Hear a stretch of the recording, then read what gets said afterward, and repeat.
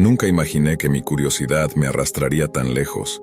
Todo empezó una noche cualquiera, cuando el silencio de mi habitación se volvió demasiado denso y la pantalla del computador parecía llamarme con una insistencia casi viva.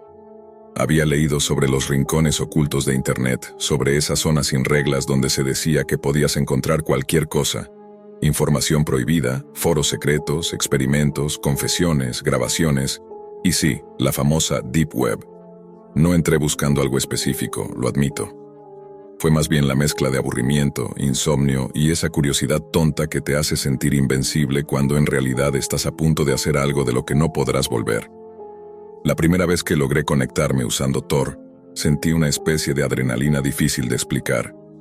El simple hecho de estar donde no debía me daba una sensación de poder, como si hubiese cruzado una frontera invisible. Al principio todo parecía inofensivo. Foros sobre tecnología, comunidades que compartían archivos antiguos, gente hablando de criptografía y privacidad. Pero poco a poco, los nombres de los enlaces se tornaron más oscuros, más extraños.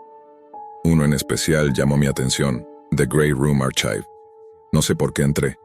Quizás por ese instinto que te empuja justo hacia lo que te da miedo. La página era sencilla, casi rudimentaria. Un fondo negro, texto blanco y una lista interminable de grabaciones. No había títulos descriptivos, solo códigos y fechas. Las advertencias eran claras. Contenido sensible. Accede bajo tu propio riesgo, pero en la Deep Web, esas advertencias se vuelven invitaciones disfrazadas. Reproduje el primer archivo y aunque el video parecía antiguo, la nitidez era perturbadora. No había sonido, solo el zumbido del ambiente y una cámara fija. Un hombre, de rostro cubierto, se sentaba frente al lente y hablaba con gestos pausados. No entendía el idioma, pero algo en su tono transmitía calma y amenaza al mismo tiempo. Luego la imagen cambiaba. Había otro sujeto, desnudo de cintura para arriba, visiblemente nervioso, y detrás de él, una mesa con instrumentos metálicos. Apagué el video de inmediato. No duré ni 20 segundos, pero la imagen quedó grabada en mi mente. Durante días traté de olvidarlo. No lo logré. La curiosidad se transformó en obsesión. Quería entender qué era ese lugar, quién lo administraba, y por qué tantas personas hablaban de él en foros cerrados como si se tratara de un ritual secreto. Buscando respuestas, contacté a un usuario con el alias Nódulo 13. Su perfil mostraba actividad constante en espacios de la Deep Web donde se comentaban prácticas de modificación corporal extrema y sectas digitales. Al principio fue amable, casi didáctico, pero cada una de sus respuestas parecía llevarme más profundo en un pozo sin fondo. Si quieres entender lo que viste, me escribió una noche, tienes que hablar con el fundador. Él no acepta curiosos, solo observadores silenciosos, me dio un enlace temporal. Solo funcionaba durante 24 horas. La dirección no tenía sentido, una combinación aleatoria de letras, como si el lugar no quisiera ser encontrado dos veces del mismo modo. A pesar del miedo, lo abrí. El sitio me pidió una clave que no tenía, pero segundos después, recibí un correo encriptado en mi bandeja principal. Ni siquiera sé cómo consiguieron mi dirección. El mensaje solo decía, ya estás dentro. Lo que vi después es difícil de describir sin que suene a pesadilla. Una transmisión en vivo, una habitación gris, sin ventanas, iluminada por una luz parpadeante. En el fondo, una figura inmóvil, encapuchada, con el rostro cubierto por una máscara hecha de espejos fragmentados. La cámara giró lentamente hasta enfocar una mesa. Había algo sobre ella, cubierto con una manta, y una voz distorsionada dijo, «Bienvenido al archivo de los que no temen mirar». Mi cuerpo se paralizó. Intenté cerrar la pestaña, pero el cursor no respondía. La pantalla parpadeó y, por un instante, me vi a mí mismo reflejado en el lente de la cámara. Era imposible. No había forma de que ellos pudieran verme. O al menos eso creía. Minutos después, el sitio se cerró solo. Y en mi escritorio apareció un archivo nuevo, sin nombre. Lo abrí por inercia. Contenía una serie de coordenadas, fechas y un texto breve. Esto apenas comienza. Desde esa noche, algo cambió en mí. No solo por lo que vi, sino por lo que sentí. La sensación de que alguien, en algún rincón de la Deep Web, sabía exactamente quién era yo. Que la línea entre observador y observado se había desvanecido por completo. Pensé en eliminar todo, formatear el equipo, desaparecer cualquier rastro. Pero los correos seguían llegando, siempre desde direcciones imposibles de rastrear. Algunos contenían fragmentos de video, otros simples frases como «vuelve a mirar» o «el archivo te espera». Fue entonces cuando comprendí que lo que había abierto no era solo un enlace, era una puerta. Y al cruzarla, dejé algo de mí del otro lado. Durante días traté de convencerme de que todo había sido una alucinación provocada por el cansancio o por la sugestión, pero cada intento de racionalizarlo me llevaba de nuevo al mismo punto. Aquel archivo con coordenadas seguía ahí. No importaba cuántas veces lo borrara, reaparecía solo, idéntico, con el mismo texto. Esto apenas comienza. El miedo se mezcló con la obsesión. Quería entender, quería respuestas. Así que, contra todo sentido común, volví a sumergirme en la Deep Web. Esta vez con más cuidado. Usé una VPN, cambié de sistema operativo, limpié cada registro. Pero eso no sirvió de nada. Los mensajes seguían encontrándome. Era como si alguien o algo conociera cada uno de mis movimientos, incluso antes de que yo los hiciera. Decidí escribirle de nuevo a Nódulo 13, el contacto que me había guiado hasta The Grey Room Archive. Su perfil había desaparecido, pero encontré un foro donde varios usuarios mencionaban su nombre. Lo describían como una especie de reclutador, alguien que seleccionaba personas con una mezcla muy específica de curiosidad y vulnerabilidad. Algunos decían que trabajaba para un grupo conocido como los Observadores del Umbral, una comunidad que existía desde hace años en la Deep Web y que se dedicaba a recopilar experiencias extremas, grabaciones reales de transformación humana, rituales digitales y transmisiones de origen incierto. Uno de los usuarios me escribió en privado. No tenía nombre, solo un número, 48 Delta. Su mensaje decía, si él te contactó, ya estás marcado, no busques salir. La única manera es mirar hasta el final. Esa frase me dejó helado. Aún así, algo dentro de mí, tal vez la misma curiosidad que me había llevado hasta ese punto, me hizo seguir leyendo. 48 Delta me envió un enlace cifrado con instrucciones para acceder a un canal oculto de chat. Decía que allí podría encontrar a otros que habían pasado por lo mismo. El canal parecía vacío, pero después de unos minutos comenzaron a aparecer mensajes. Nombres en clave, saludos en idiomas distintos, símbolos que no entendía. Y entre todos ellos, una frase repetida como un mantra: la cámara nunca se apaga. Durante horas observé cómo los usuarios compartían capturas de pantalla, códigos, fragmentos de transmisiones. Había una fascinación morbosa en la forma en que hablaban de los rituales visuales. Decían que el ojo humano solo podía soportar ciertas imágenes antes de que la mente comenzara a fracturarse. Que The Grey Room Archive era solo una fachada, una puerta de entrada a transmisiones mucho más profundas, alojadas en servidores ocultos dentro de la red Tor. Una madrugada, mientras revisaba esos mensajes, un usuario con el alias Astra me escribió directamente. ¿Quieres verlo? No puedes entender hasta que lo veas, pero una vez que mires no hay regreso. Le respondí que sí. Minutos después, me llegó un archivo comprimido con contraseña. Al abrirlo, mi computadora se congeló por completo. La pantalla parpadeó y luego quedó completamente negra. Pensé que había colapsado el sistema, pero no. El monitor comenzó a encenderse y apagarse como si alguien estuviera controlando la frecuencia. Luego apareció un rostro. Era el mismo de la máscara hecha de espejos, solo que esta vez hablaba directamente hacia mí. No se oía una voz clara, solo un murmullo distorsionado, una mezcla entre respiración y susurro digital. Sin embargo, pude distinguir algunas palabras. Ya te habíamos visto antes. Estás del lado correcto del lente. Sentí una presión en el pecho.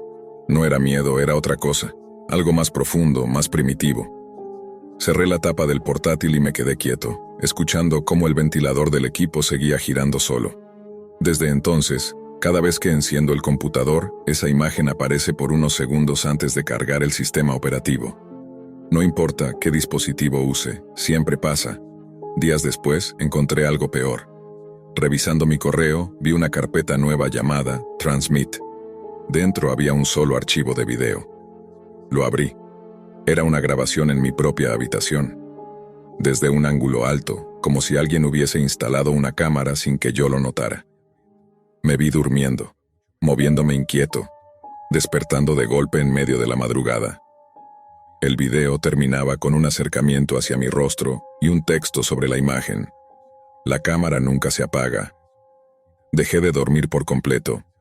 Revisé cada rincón del cuarto, desmonté el router, desconecté el módem, hasta quité las tapas de los enchufes buscando algún dispositivo oculto. No encontré nada, y sin embargo las grabaciones seguían apareciendo. Cada día, un nuevo video. Algunos con fechas que correspondían a días anteriores, otros con escenas que ni siquiera recordaba haber vivido. Ya formas parte del archivo, pero no eres espectador. Eres el siguiente registro. Empecé a notar detalles extraños, sombras que se movían detrás de mí durante las videollamadas, luces encendiéndose solas, y una sensación constante de ser observado, incluso con el ordenador apagado. Intenté contarle a un amigo, pero no me creyó. Me recomendó dejar de ver esas cosas raras de la Deep Web, pero esto ya no tenía que ver con curiosidad. Era persecución, era acoso digital. Y entonces apareció otro mensaje, esta vez en mi teléfono, sin remitente. Desde ese momento, todo comenzó a desmoronarse. Archivos en mi computadora que nunca descargué. Carpeta tras carpeta con nombres de personas desconocidas, con fechas y coordenadas. Algunas de esas coordenadas coincidían con lugares reales, edificios abandonados, moteles en las afueras, fábricas vacías. Y en cada uno, según los foros, habían ocurrido cosas que nunca salieron en las noticias. Empecé a comprender que The Grey Room Archive no era solo una web de contenido extremo. Era una red de observación, un sistema que recolectaba rostros, hábitos, patrones, y los convertía en parte de un experimento sin nombre. Un experimento en el que, ahora, yo era el sujeto principal. No sé cuándo comenzó realmente todo. Tal vez desde el primer clic, tal vez desde antes. Lo cierto es que, a estas alturas, ya no estoy seguro de si la cámara está grabando, o si simplemente me está mirando. Después de aquel último mensaje, la realidad empezó a desmoronarse a un ritmo que no podía controlar. Cada día se parecía menos al anterior. Comencé a notar patrones, coincidencias imposibles, notificaciones que aparecían justo cuando pensaba en desconectarme, correos que mencionaban frases que solo había dicho en voz alta cuando estaba solo. Era como si alguien, o algo, hubiera logrado penetrar en mis pensamientos. Decidí aislarme. Apagué el Wi-Fi, rompí el módem y dejé el teléfono dentro del congelador, intentando bloquear la señal.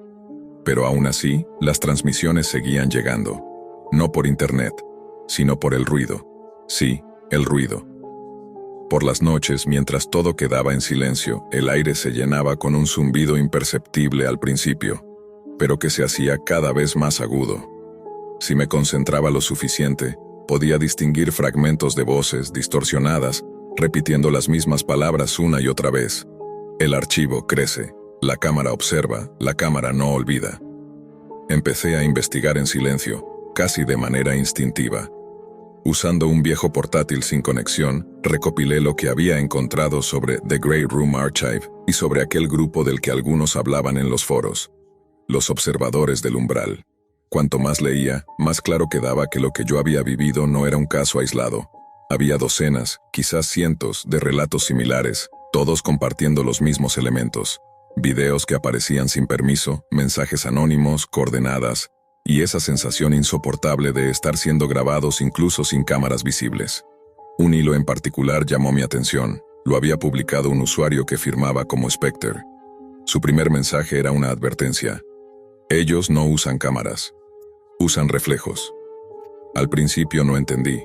Pensé que se refería a espejos o a algún tipo de metáfora, pero su explicación era más aterradora de lo que imaginé. Según él, los observadores habían desarrollado una forma de vigilancia que utilizaba los dispositivos cotidianos como superficies de proyección. Cualquier pantalla, cualquier lente, incluso los reflejos en el cristal de una ventana podían servirles para ver y registrar. La cámara nunca se apaga, escribió, porque la cámara no está en tus manos, está en tu mirada. Esa frase me persiguió durante días.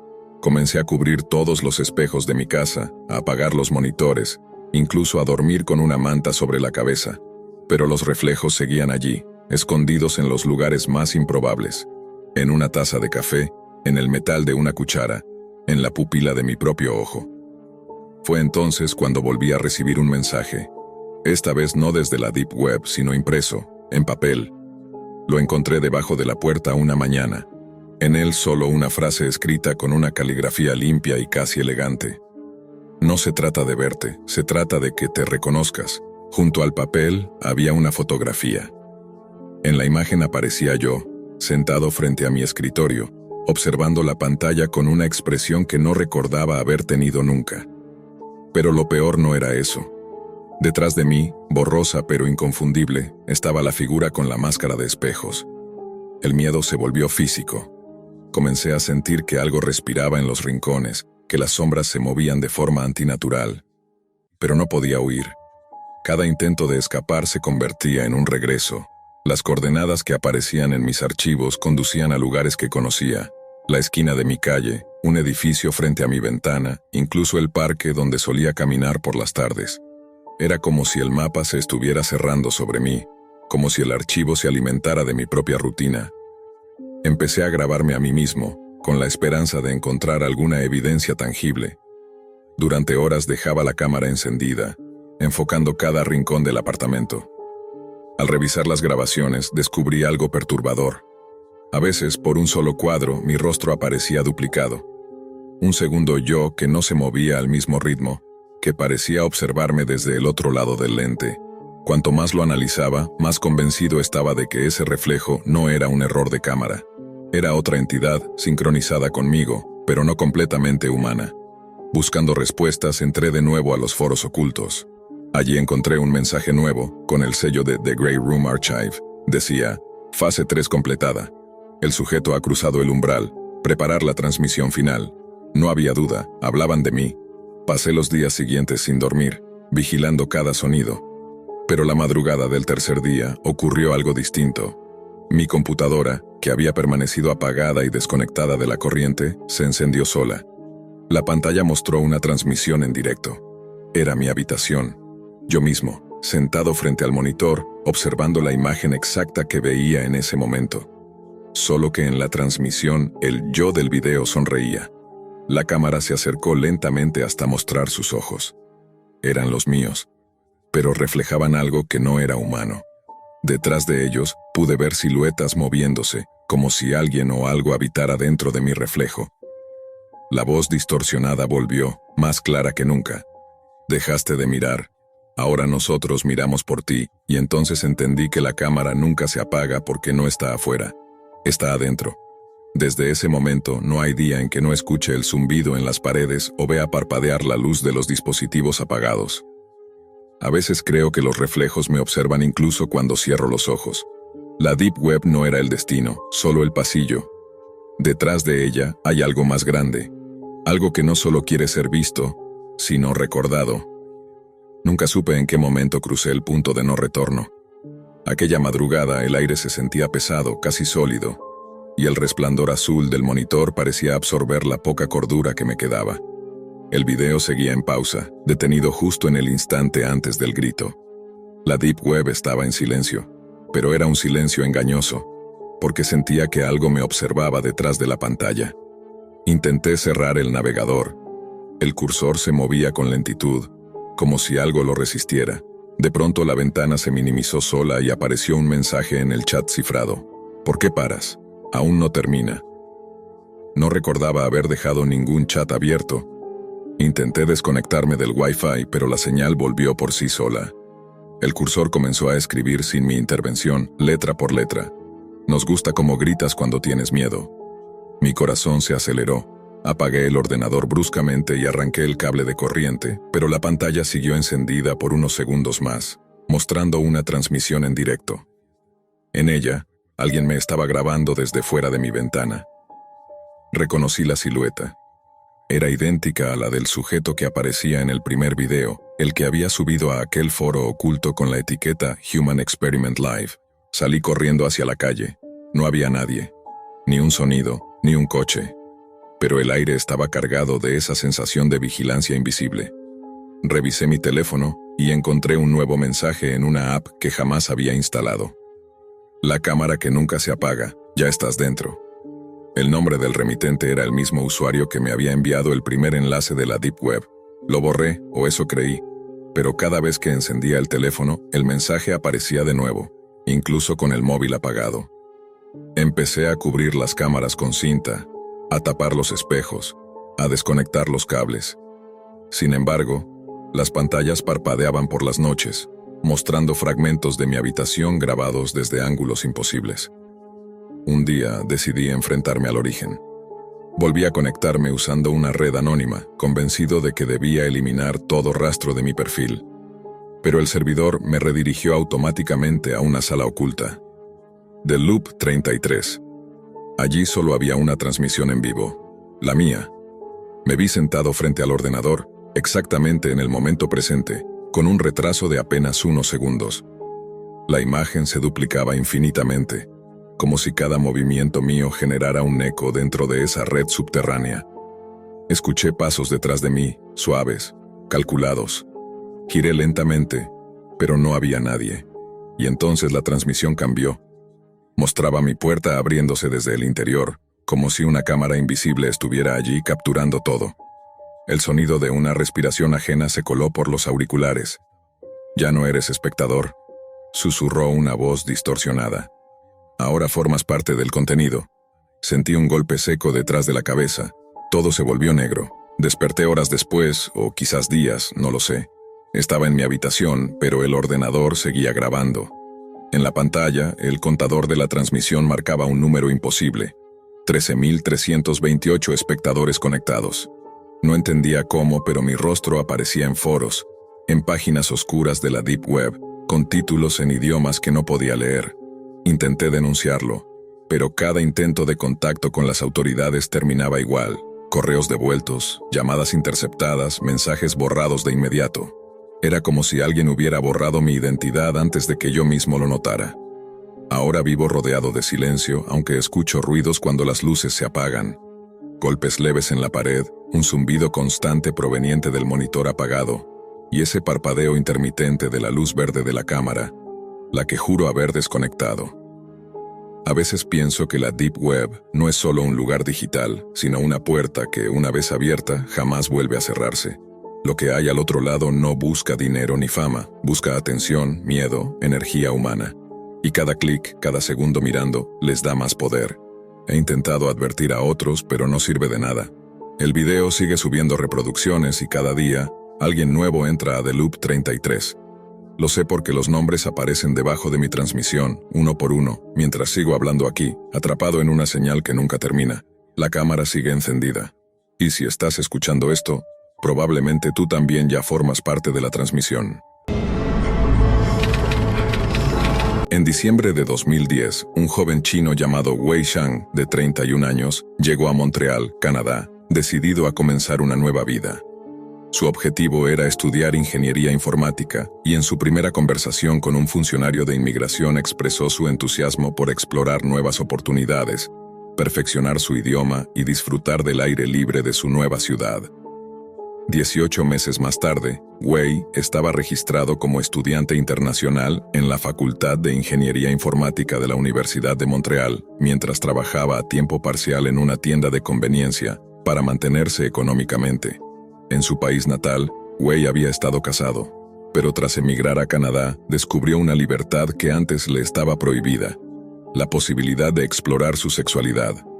Guardar su orientación como secreto había sido un deber impuesto por la familia y la sociedad en China, pero en la mucho más liberal Canadá, Wei comenzó a disfrutar de esta parte de sí mismo.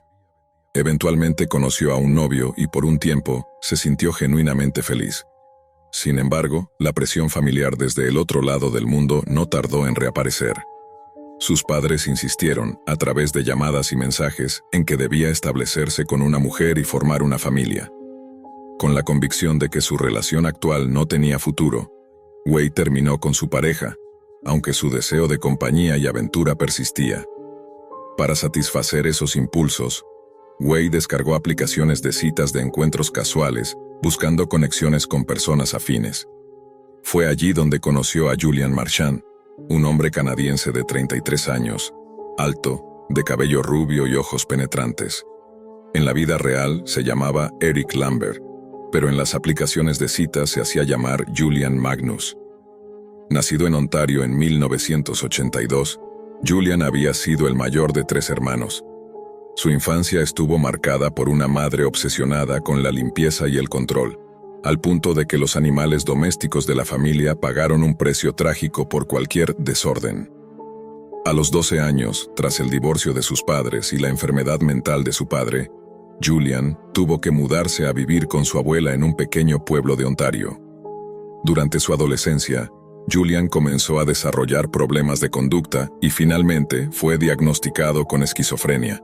Recibía un subsidio gubernamental mensual, lo que le permitió no depender del trabajo regular. A medida que crecía, su inquietud lo llevó a buscar empleos ligados al entretenimiento para adultos, desde stripper hasta acompañante, y modelos en publicaciones locales. Su ambición por la fama y la atención lo llevó a experimentar con diversos medios, incluyendo reality shows y redes sociales, utilizando múltiples perfiles para crear la ilusión de un gran séquito de seguidores. Hacia 2010, la búsqueda de notoriedad de Julian tomó un giro inquietante. Subió videos a plataformas en línea donde cometía actos de crueldad contra animales.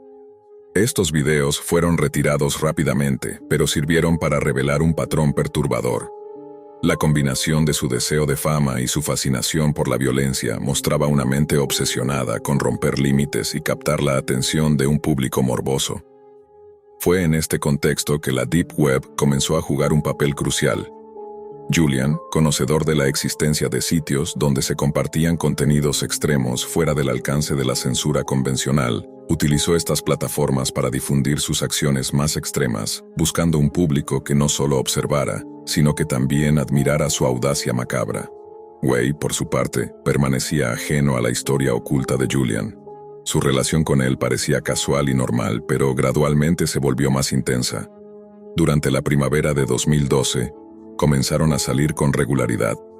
La presencia de Julian en la Deep Web y su vida secreta eran invisibles para Wei, quien confiaba en la aparente normalidad de su pareja. Sin embargo, las pequeñas desapariciones y cambios de comportamiento empezaron a despertar preocupación en su círculo cercano. El 27 de mayo de 2012, 3 amigos de Wei, alarmados por su prolongada ausencia de la universidad y del trabajo, decidieron visitar su apartamento. Lo que encontraron no les permitió calmar sus temores. Su amigo había desaparecido. Preocupados, contactaron a la policía para reportarlo como desaparecido. La investigación inicial llevó a los oficiales a revisar las cámaras de seguridad del edificio de Wei. Las imágenes revelaron algo inquietante. La última vez que se le vio fue el 24 de mayo, entrando en su apartamento junto a Julian Magnus. A partir de ese momento, la policía comenzó a conectar puntos que hasta entonces habían permanecido invisibles. Mientras tanto, Julian continuaba con su vida aparentemente normal, manteniendo una fachada social activa y participando en eventos locales, mientras secretamente consolidaba su audiencia en la Deep Web, donde su contenido más macabro atraía a seguidores fascinados por el horror y la transgresión. Allí, sus actos no solo eran compartidos, sino que se convertían en una especie de espectáculo virtual cuidadosamente calculado, lejos de la vista del público convencional. A medida que avanzaba la investigación, la policía comenzó a darse cuenta de que la desaparición de Wei no era un caso común. Revisando registros y contactos, emergió un patrón inquietante. Julian Magnus no era simplemente un joven con una vida excéntrica, sino alguien que había cultivado una obsesión peligrosa por el control, la fama y la violencia, y la Deep Web era su plataforma secreta. Allí no solo compartía contenido extremo, sino que también encontraba un público que reforzaba sus conductas más oscuras, ofreciendo admiración donde la sociedad convencional habría reaccionado con repulsión. Los investigadores empezaron a rastrear la actividad digital de Julian, descubriendo cuentas bajo seudónimos múltiples que parecían coordinar toda su red de seguidores. Cada perfil estaba diseñado para parecer independiente, pero todos convergían en un mismo objetivo: amplificar su notoriedad. En estos espacios virtuales, Julian no solo mostraba videos de maltrato animal, sino que también comentaba sobre crímenes de alto perfil, creando una especie de catálogo de obsesiones macabras y modelando su comportamiento según los criminales que más admiraba. Mientras tanto, la rutina de Wei se interrumpía de manera alarmante. Después de varias semanas sin aparecer en clases ni en el trabajo, sus amigos comenzaron a presionar más.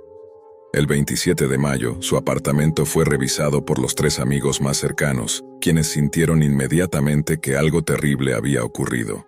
La puerta cerrada y el silencio absoluto dentro del apartamento contrastaban con la vida vibrante y sociable que Wei había llevado hasta entonces.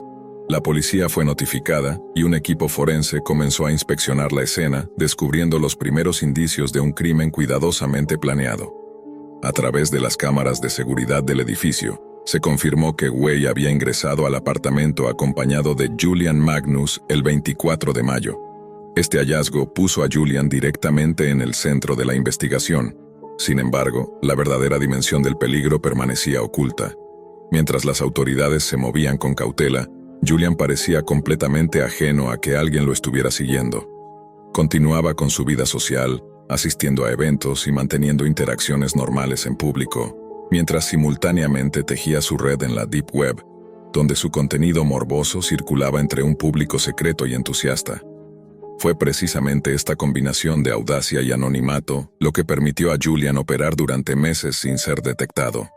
Los forenses encontraron rastros mínimos de violencia en el apartamento, cuidadosamente planeados para minimizar pruebas. Sin embargo, la inspección detallada reveló pequeñas pero inquietantes pistas.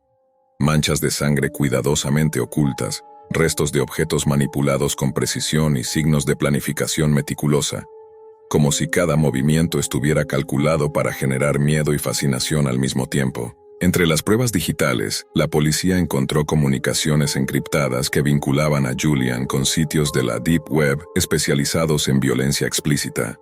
Allí, su reputación había crecido, y sus seguidores más obsesionados compartían información sobre cada uno de sus movimientos. Fue en estos espacios donde se empezó a ver una escalada en la audacia de Julian. Ya no se trataba solo de maltrato animal, sino de un patrón de planificación para crímenes humanos, documentados y diseminados de manera que solo quienes conocían los rincones más oscuros de Internet podían acceder. Cada mensaje y video encriptado contenía un rastro sutil de su psique. Referencias a películas, escenas de crimen famosas y símbolos que solo un observador entrenado podía descifrar. El contraste entre su apariencia de joven atractivo y su vida secreta en la Deep Web generaba un efecto perturbador, multiplicando la intriga y el desconcierto entre quienes comenzaban a seguir la investigación. La red de contactos de Julian en la ciudad también empezaba a revelarse. Se sabía que buscaba víctimas potenciales en ambientes sociales aparentemente inocuos, utilizando aplicaciones de citas y círculos de confianza para atraer personas que parecían desprevenidas. Wei, sin saberlo, se convirtió en el objetivo ideal. Joven, nuevo en la ciudad, con curiosidad y confianza hacia su pareja, y sin un vínculo sólido con la familia cercana que pudiera alertarlo sobre el peligro que se cernía. Mientras la policía recopilaba pruebas, los investigadores comenzaron a notar un patrón. Los crímenes de Julian parecían estar planeados para maximizar la exposición en línea y, a la vez, ocultar la identidad de los observadores reales.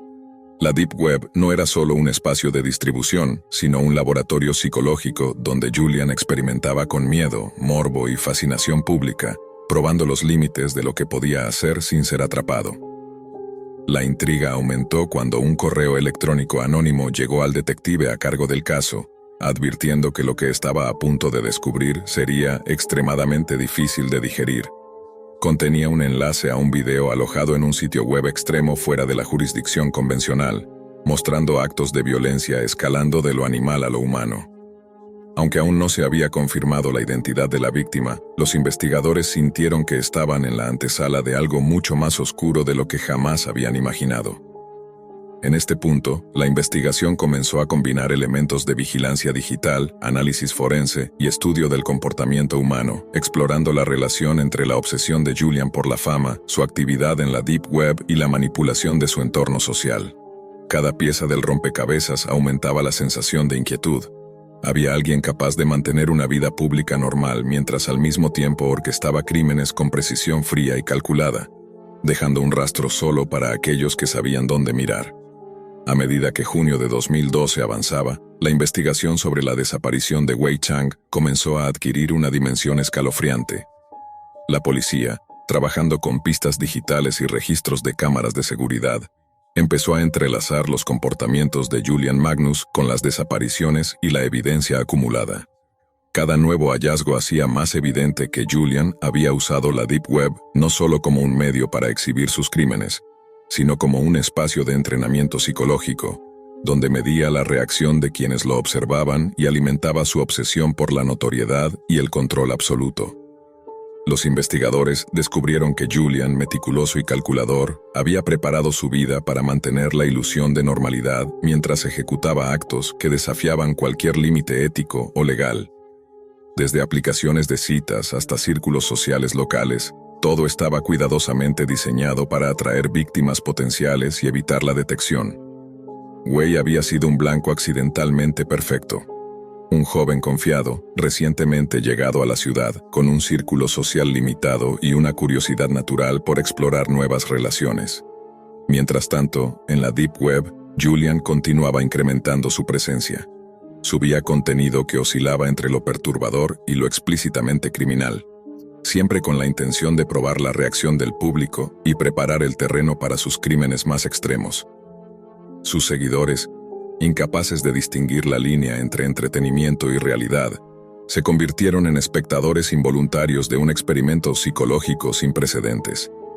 Allí, cada acción de Julian era amplificada, cada detalle observado y comentado, y cada paso calculado para maximizar la fascinación y el horror simultáneamente. El 25 de mayo de 2012, un día después de la última vez que Wei fue visto con Julian, se subió un video que conmocionó a quienes lo encontraron. En él, se mostraba a una víctima en situaciones extremas de violencia.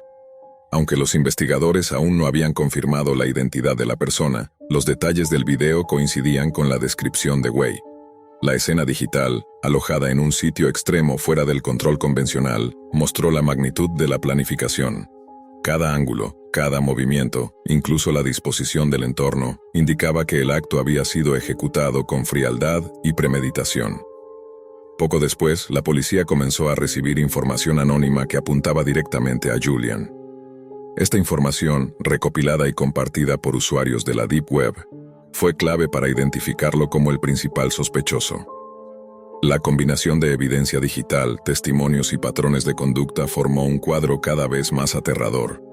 Un individuo capaz de mantener una fachada normal mientras orquestaba crímenes de forma deliberada, compartiendo fragmentos de su violencia con un público secreto en línea.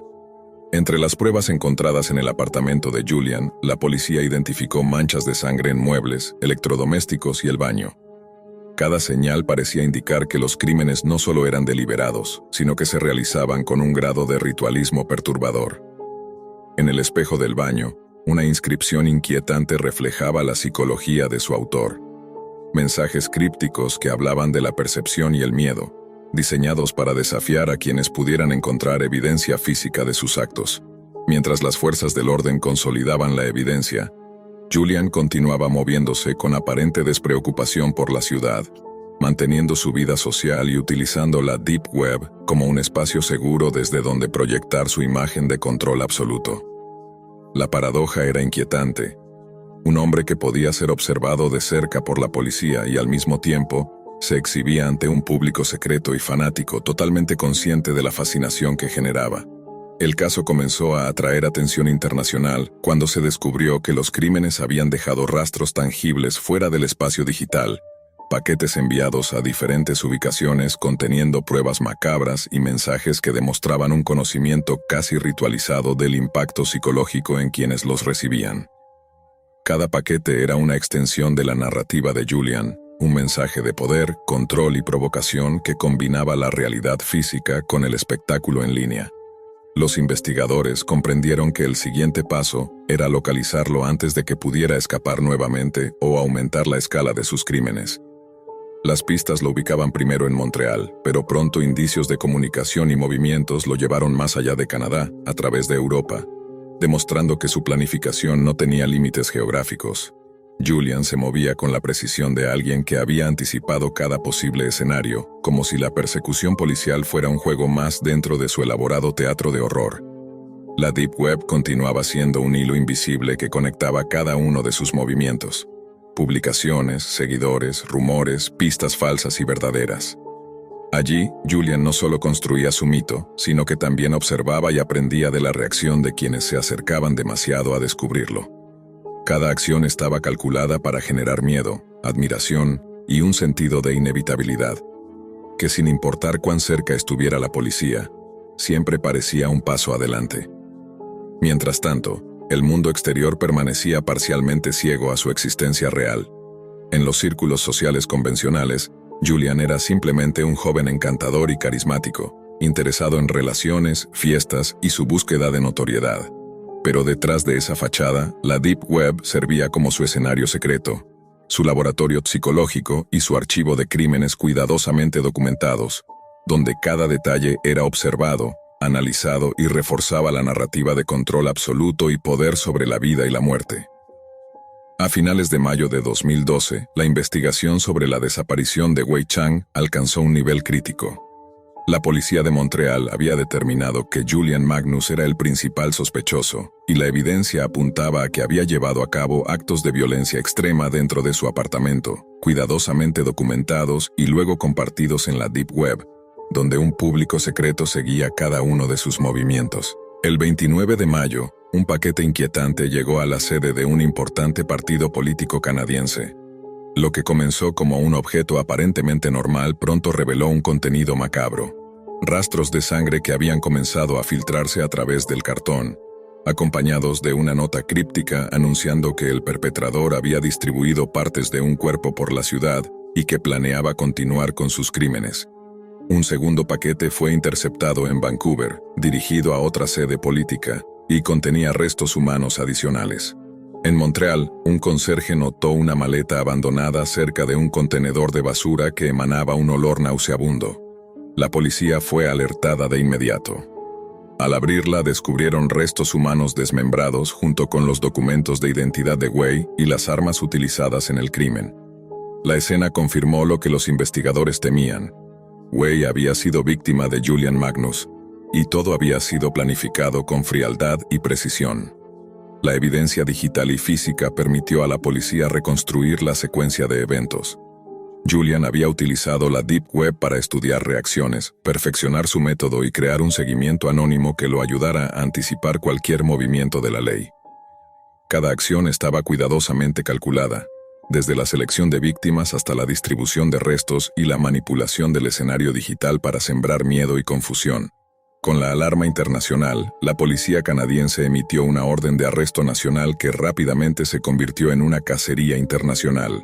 Interpol emitió una notificación roja, y las autoridades comenzaron a rastrear los movimientos de Julian a través de señales de teléfono y registros de transporte.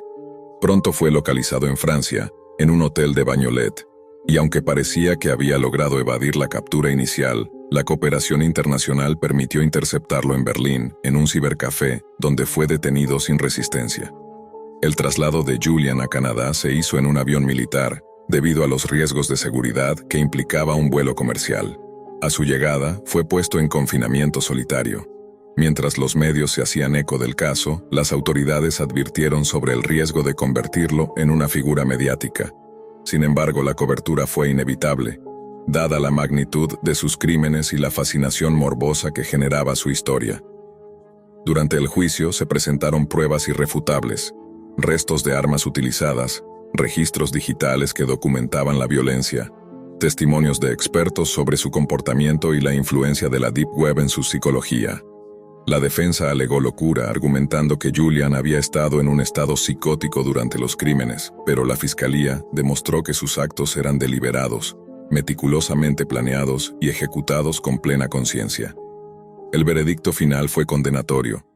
Julian Magnus fue sentenciado a cadena perpetua, sin posibilidad de libertad condicional por 25 años, con sentencias adicionales concurrentes que consolidaron más de 3 décadas de encarcelamiento. La justicia reconoció la magnitud del daño, la premeditación y la frialdad con la que operó, y su obsesión con la fama y el control se consideró un factor agravante. El caso dejó un impacto duradero en la opinión pública y en la manera en que las autoridades perciben la Deep Web. La historia de Julian Magnus sirvió como advertencia sobre los peligros de un espacio digital donde los límites éticos son difusos y donde individuos con trastornos graves pueden cultivar seguidores, planear crímenes y manipular a su público de manera secreta. También evidenció cómo la combinación de audacia, planificación y anonimato digital puede permitir que los actos más atroces pasen desapercibidos durante meses, incluso frente a la vigilancia activa de la policía. El cuerpo de Wei Zhang fue incinerado tras una vigilia a la luz de las velas, a la que asistieron sus familiares, mientras la ciudad aún procesaba la magnitud de los crímenes. La investigación y el juicio de Julian Magnus se convirtieron en referencia internacional sobre la interacción entre crimen, psicopatía y la utilización de la Deep Web como herramienta de notoriedad y control. Al final, el caso no solo resolvió un asesinato brutal, sino que también dejó una lección inquietante. En la era digital, la línea entre lo público y lo secreto puede ser manipulada por aquellos que saben cómo usarla, y la fascinación por la violencia, amplificada en la Deep Web, puede convertirse en un instrumento de terror tan real como cualquier arma física. A finales de los años 90, el empresario tecnológico Nathaniel Green afirmó que la red estaba transformándose en el gran mercado central de la aldea global del futuro. Casi 3 décadas después, esa afirmación sigue siendo tan precisa como inquietante.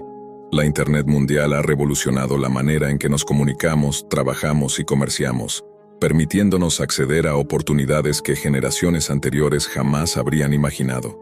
Los beneficios son incalculables. Sin embargo, este salto digital no ha estado exento de sombras. Aunque estamos más conectados que nunca, el mundo occidental se encuentra sorprendentemente fragmentado. Algoritmos diseñados con precisión han terminado por inundarnos con información seleccionada para provocar reacciones emocionales rápidas. Debates que van desde la pronunciación de una palabra hasta la percepción de un color de vestido se convierten en conflictos virales, mientras que problemas mucho más graves pasan desapercibidos. Lo que muchos perciben como progreso en ciertos rincones de la red se convierte en un terreno oscuro y peligroso. A finales de la primavera de 2020, durante el auge de la pandemia global, millones de estudiantes en Estados Unidos tuvieron que continuar su educación de manera remota. Para algunos, el cambio fue manejable, para otros, devastador. Ethan Collins, un adolescente de 17 años que vivía con sus padres en los suburbios de Riverton, comenzó a experimentar una soledad creciente a medida que pasaban las semanas. Como muchos jóvenes, buscó una comunidad en línea que le ofreciera compañía y comprensión. Pero detrás de esa aparente empatía, Ethan encontró un grupo con motivaciones siniestras. «Todo lo que hago parece inútil», escribió a sus supuestos amigos digitales. «Sé que es solo una distracción para no pensar en lo peor». Poco después, los padres de Ethan encontraron a su hijo inmóvil en su habitación. Había seguido las instrucciones que había recibido en línea, tomando la decisión fatal que sus nuevos compañeros virtuales le habían sugerido. La tragedia llevó a los padres a investigar el historial digital de Ethan, revelando un descubrimiento aterrador. Semanas antes, él había visitado un sitio en la Deep Web llamado Silent Exit, fundado por 2 figuras conocidas solo como Soren y Marek. Este sitio no solo ofrecía guías detalladas sobre cómo terminar con la propia vida, sino que también contaba con foros y salas de chat donde los usuarios se alentaban mutuamente a dar el paso definitivo. Algunos buscaban compañeros para acompañarlos en sus decisiones, y se ha especulado que ciertas interacciones en línea pudieron haber contribuido a múltiples tragedias.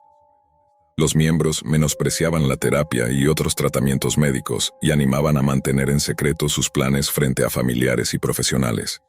El sitio creció a tal punto que, entre 2018 y 2021, más de 500 usuarios publicaron mensajes finales anunciando que estaban a punto de quitarse la vida. Dado el anonimato estricto, es imposible determinar con exactitud cuántas de esas publicaciones fueron reales, pero algunas fuentes aseguran que al menos 45 usuarios transmitieron en vivo el momento de su muerte. La mayoría de quienes frecuentaban la página provenían de países de habla inglesa, aunque también había una notable cantidad de italianos.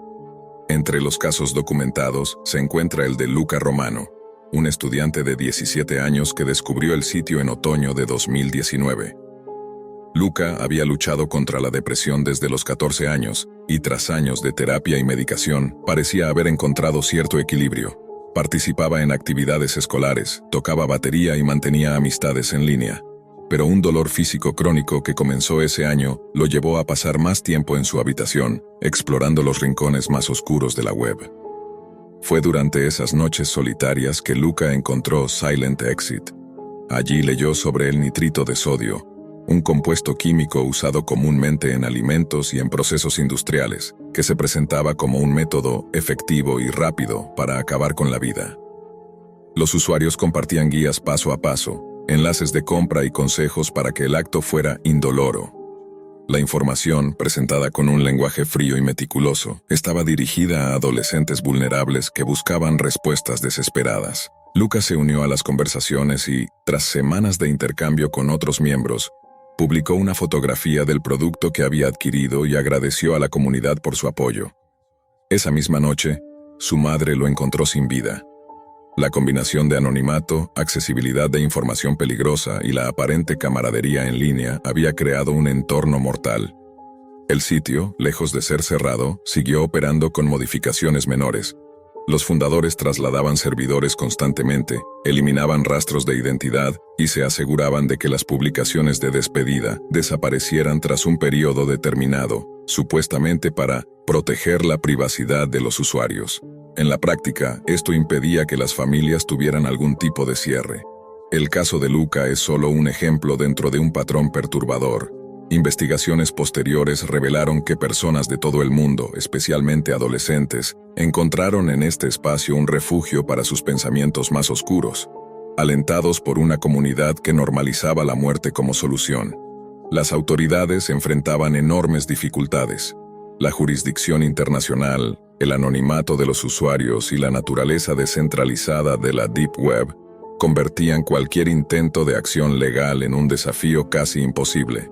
Expertos en seguridad digital y psicología alertan que la proliferación de sitios como Silent Exit representa un riesgo creciente.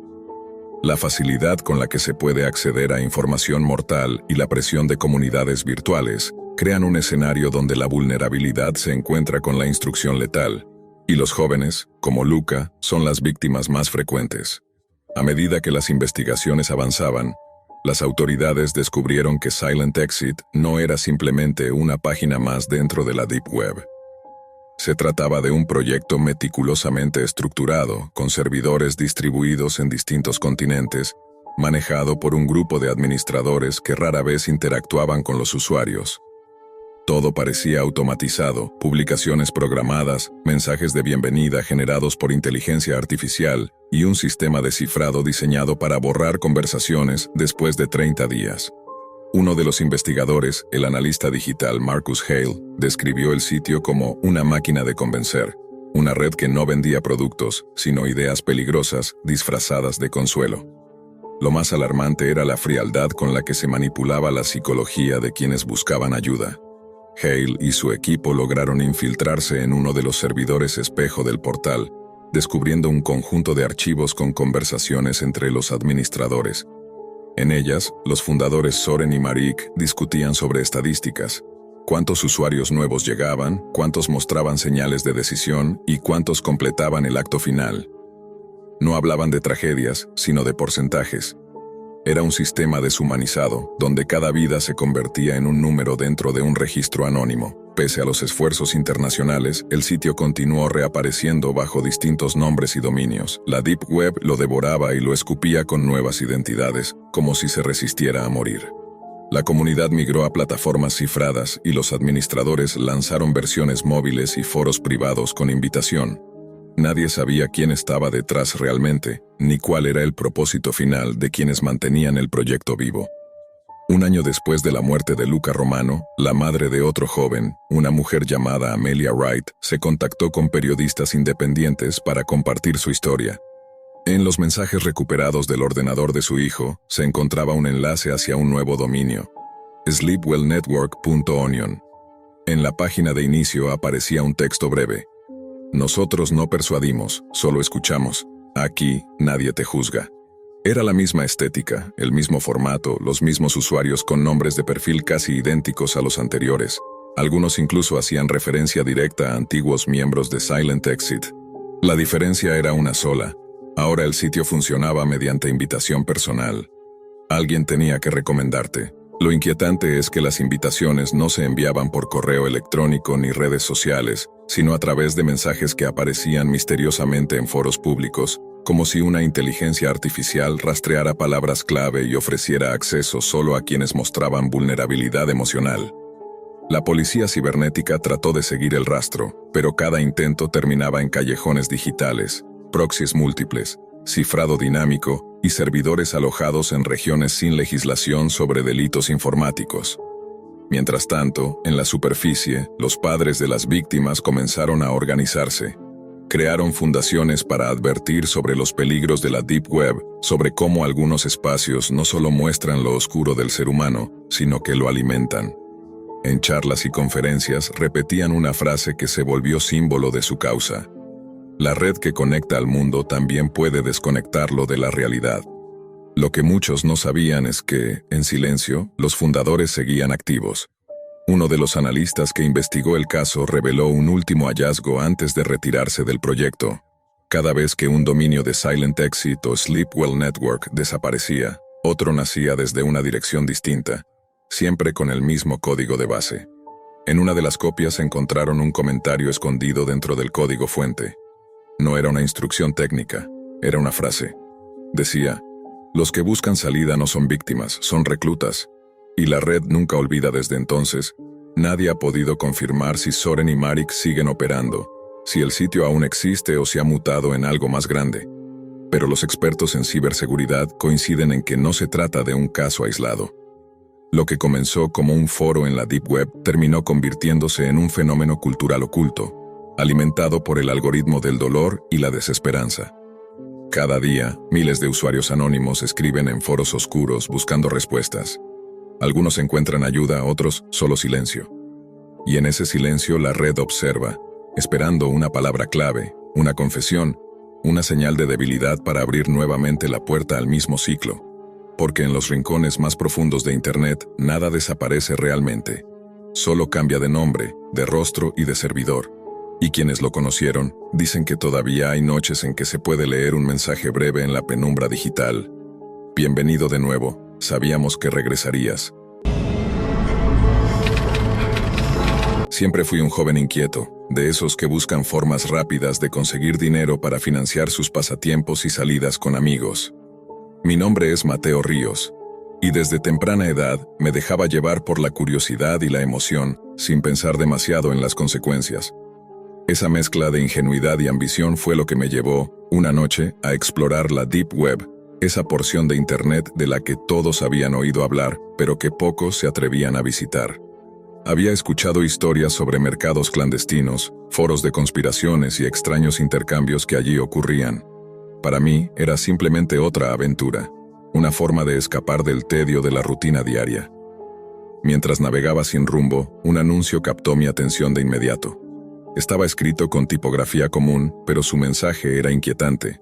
Se compra sangre, pago en bitcoins. La oferta era sorprendentemente alta, más de $1,000 por litro, y el pago se realizaría en criptomonedas. Para un adolescente sin ingresos fijos, sonaba irresistible. La promesa de dinero fácil eclipsaba cualquier temor. Mi curiosidad pudo más y decidí enviar un mensaje al remitente del anuncio. La respuesta llegó rápido y aunque su tono era cortés, había algo en sus palabras que me puso los pelos de punta. Aceptó mi oferta de vender medio litro de sangre por $500 sin cuestionamientos. Incluso me envió un enlace a un kit casero de extracción de sangre que podía comprar en línea. Todo parecía demasiado sencillo.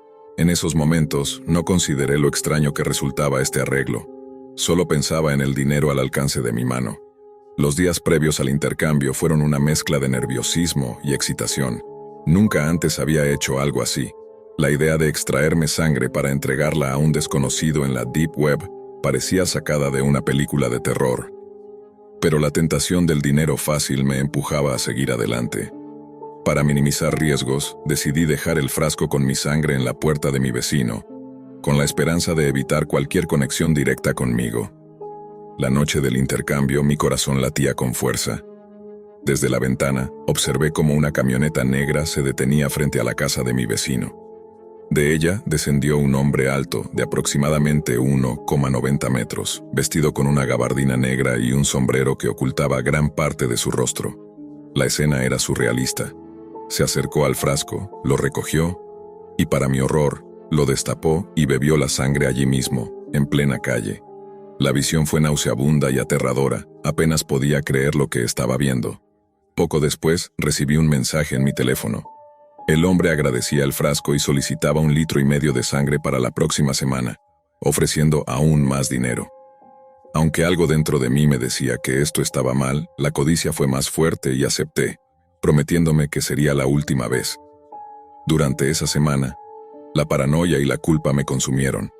Cada pensamiento sobre lo que había hecho me hacía sentir atrapado en un círculo de miedo y remordimiento. Finalmente, el día del segundo intercambio llegó. Dejé el frasco en la puerta de mi vecino, observando desde la ventana. El hombre recogió la sangre, esta vez sin detenerse a beberla en la calle, lo que aumentó mi ansiedad. Esa noche recibí otro mensaje. La demanda ahora era de 2 litros. El pánico me paralizó. Sabía que donar esa cantidad sería extremadamente peligroso. Con manos temblorosas le respondí que no podía cumplir, esperando que entendiera. Su respuesta fue fría, casi amenazante. Debía cumplir de alguna manera o sufriría las consecuencias. Desde ese momento, su presencia se convirtió en una sombra constante sobre mí. Cada ruido en la noche, cada movimiento sospechoso, me hacía sobresaltar. La culpa y el terror se mezclaban, convirtiéndose en una compañía inescapable. La Deep Web, que al principio parecía un lugar de aventuras y ganancias rápidas, se había transformado en un portal hacia un mundo oscuro y peligroso. Y yo, un adolescente curioso, había abierto la puerta sin saber del precio que implicaría. Los días siguientes fueron un tormento. La ansiedad me acompañaba a cada momento. La voz fría y distante del hombre en la Deep Web se había convertido en una amenaza constante, y la idea de entregar 2 litros de sangre me parecía imposible y mortal. Pero lo peor no era solo el miedo físico, sino la sensación de que mi vida estaba fuera de control, atrapada por una decisión que había tomado impulsivamente. El día en que debía cumplir con la entrega, mi corazón latía con fuerza desbocada. Desde la ventana, observé la misma camioneta negra acercarse, pero esta vez no había frasco esperando. El hombre descendió del vehículo y caminó directamente hacia la puerta de mi vecino. Con un gesto brusco, tocó el timbre. Cuando mi vecino abrió, la escena fue aterradora. El desconocido lo agarró, lo dominó y comenzó a atacarlo. Los gritos desgarradores me paralizaron. No podía moverme ni gritar. Solo podía observar, impotente, mientras el horror se desarrollaba ante mis ojos. Los vecinos, alertados por los gritos, llamaron a la policía. Cuando los oficiales llegaron y entraron en la casa, encontraron un cuadro macabro. La violencia había dejado una escena imposible de ignorar. El hombre fue arrestado, pero el daño ya estaba hecho. La noticia se extendió rápidamente en la comunidad y aunque intenté mantenerme en el anonimato, la historia se convirtió en un tema de terror y consternación local. Los medios describieron al hombre como alguien profundamente perturbado, obsesionado con la sangre, capaz de actos impulsivos y violentos que desafiaban cualquier comprensión. Desde aquel día, el miedo y la culpa se convirtieron en mis compañeros constantes. Cada sonido en la noche me hacía sobresaltar, temiendo que él regresara. La paranoia se instaló en mi vida. No podía dormir. Siempre revisaba cada sombra, cada movimiento sospechoso. Nunca supe realmente quién era, ni sus motivaciones, ni su nombre. Solo sabía que, según su última amenaza, podía volver en busca de más sangre o algo peor. Vivía en un estado de alerta permanente, consciente de que mi seguridad nunca volvería a ser la misma. Mi historia no terminó allí. Aprendí que la curiosidad y la codicia, combinadas con la ingenuidad, pueden abrir puertas que nunca se pueden cerrar. Cada vez que alguien me habla de explorar la Deep Web o buscar ganancias fáciles, siento una punzada de advertencia. El precio puede ser más alto de lo que cualquier mente podría imaginar. Intenté reconstruir mi vida, mudarme y desaparecer de los ojos de quienes acechaban en la sombra digital. Cada precaución, cada cierre de cuenta, cada cambio de ciudad era un intento de recuperar un mínimo de normalidad. Sin embargo, el trauma permanecía. La memoria de aquel hombre y de sus acciones, y la sensación de haber sido parte de algo que escapaba a toda lógica, nunca me abandonaron. Hoy, cada ruido inesperado me hace recordar que el peligro puede estar más cerca de lo que uno imagina. Mi experiencia se convirtió en una advertencia para todos. Hay territorios en Internet que no deben explorarse, por más tentadora que parezca la promesa de dinero fácil. Algunas puertas, una vez abiertas, no pueden cerrarse, y los errores cometidos en la ingenuidad pueden perseguirnos por siempre. La Deep Web, que al principio parecía un misterio excitante y una vía para obtener dinero rápido, terminó convirtiéndose en un abismo de horror que transformó mi vida y me enseñó, de la manera más brutal, que ciertos riesgos no valen nada frente al precio que pueden cobrar.